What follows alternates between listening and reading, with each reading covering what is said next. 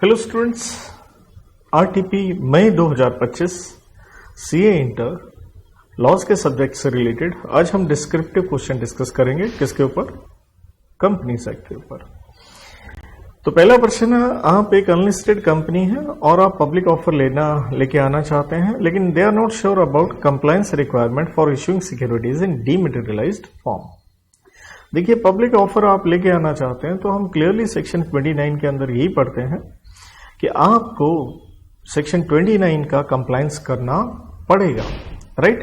कहता है आप एक एक्सपर्ट हैं, गाइड कीजिए कंपनी को इस चीज से रिलेटेड। तो रेड विथ देखिए, हम इसका रूल नंबर 9A के साथ हम पढ़ते होते हैं कि अगर आप अनलिस्टेड पब्लिक कंपनी हो तब भी देखिए आपको अपना सारा का सारा जो पहले का इशू है वो डीमैट में कन्वर्ट करना पड़ता है।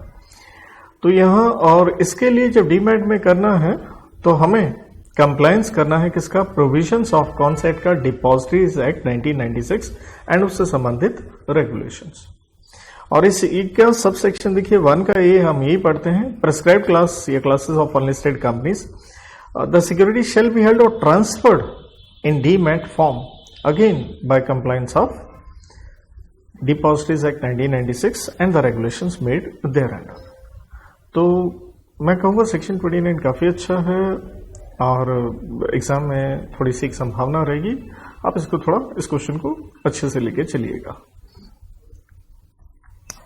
अगला क्वेश्चन ये काफी बार देखिए पहले भी आया हुआ, ये पास्ट क्वेश्चन नवंबर 22 में भी था, आरटीपी नवंबर 23 के अंदर भी था। तो ये सेम आपने देखा होगा। आप एक कंपनी है, ऑथराइज कैपिटल दे रखी है आपको, एजीएम में प्रपोज ये हुआ हम रिड्यूस करेंगे फेस वैल्यू शेयर की, पहले 100 रुपए थी तो हम 10 रुपए कर देंगे और इससे क्या हो जाएगा? नंबर ऑफ शेयर इंक्रीज हो जाएंगे। तो आप समझ गए ऑल्टरेशन ऑफ कैपिटल हो रही है।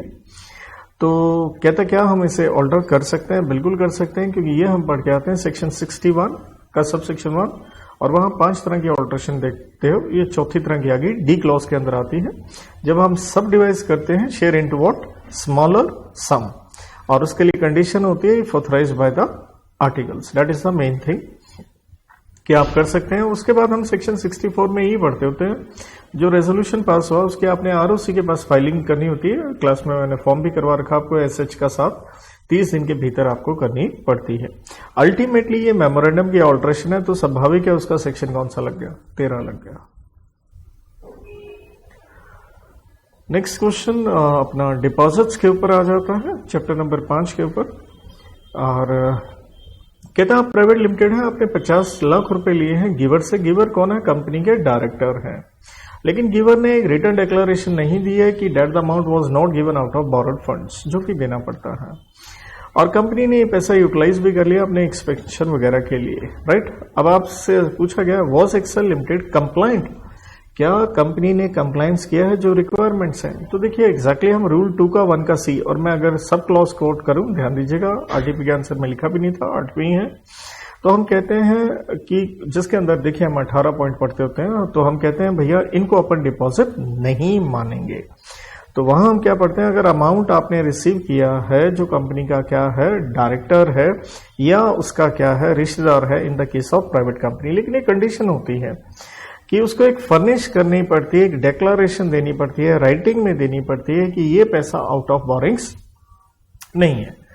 और कंपनी को साथ में ये डिस्क्लोज करना पड़ता है, कहां? अपनी बोर्ड रिपोर्ट के अंदर, राइट।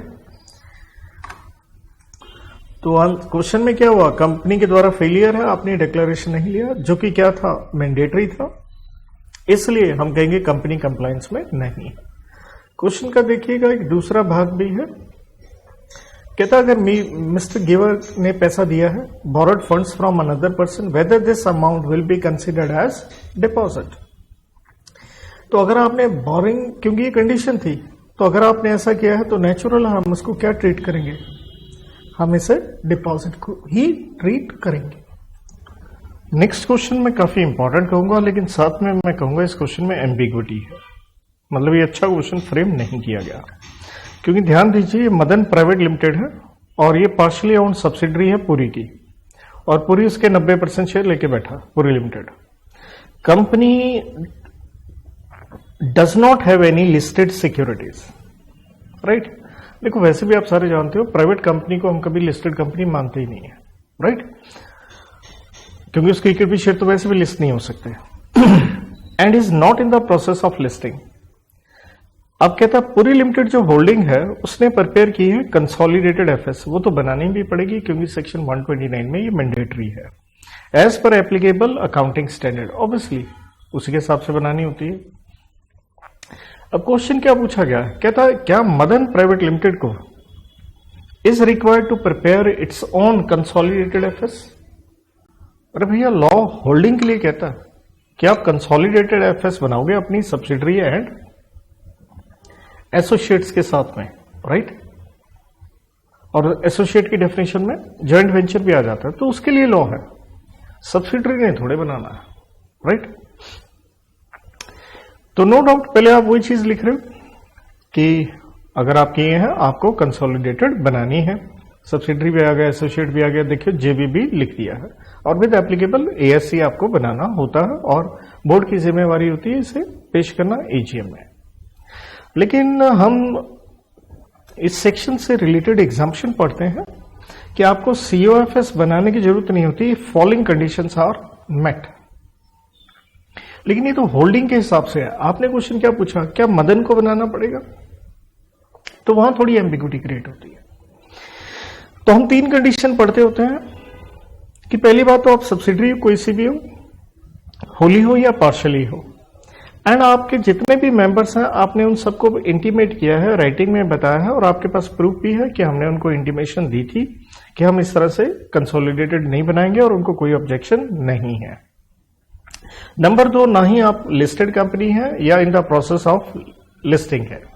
नंबर 3, आपका कंसोलिडेशन किसने कर लिया, आपके अल्टीमेट या कोई भी इंटरमीडिएट होल्डिंग कंपनी ने। तो ये एग्जाम्पशन होल्डिंग के लिहाज से है। क्वेश्चन आप प्राइवेट के हिसाब से पूछ रहे हो, आंसर उस हिसाब से जा रहे हो, तो मेरे हिसाब से यहाँ एम्बिग्यूटी क्रिएट होती है। बट चलिए जो भी क्वेश्चन है आईसीआई का, वी हैव टू गो।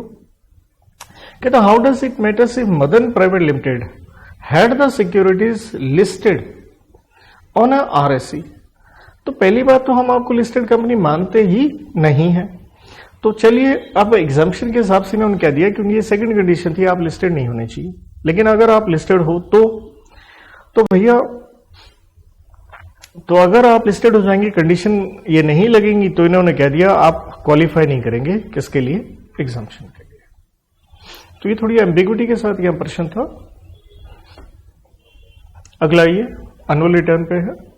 आप एक प्राइवेट कंपनी है, ओपीसी है, और आपने सीएस अपने यहां अपॉइंट नहीं किया है, और कंपनी को एनुअल रिटर्न फाइल करना, डायरेक्टर डिलेमा में है और एक्सपर्ट को बात करना चाहते हैं क्या हमें फुल फ्लेज एनुअल रिटर्न या एवरेज्ड। तो आप जानते ही ओपीसी स्मॉल कंपनी वगैरह के लिए एवरेज रिटर्न होती है, एमजीटी 7 नहीं लगता, एमजीटी का 7 का ए लगता है।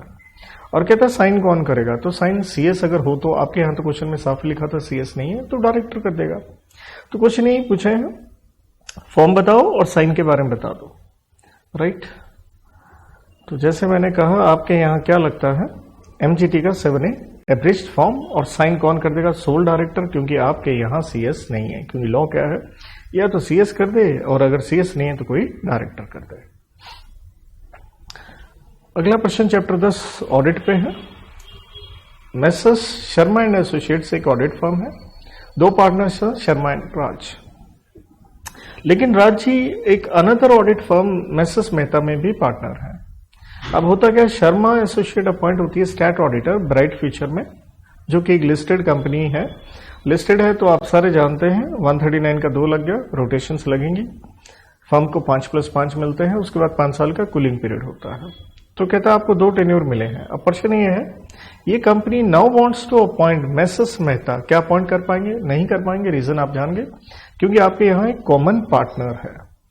तब भी कॉमन, चाहे कॉमन पार्टनर है तो इसके लिए नहीं लग पाएगा। कहने का मतलब है आपको कूलिंग का कंप्लायंस करना ही पड़ेगा, तो आप उसे अपॉइंट नहीं कर सकते हैं, because you have to make a gap of 5 years till the year 2032। तो देखिए ये हमारी कंपनीज एक्ट के क्वेश्चन थे।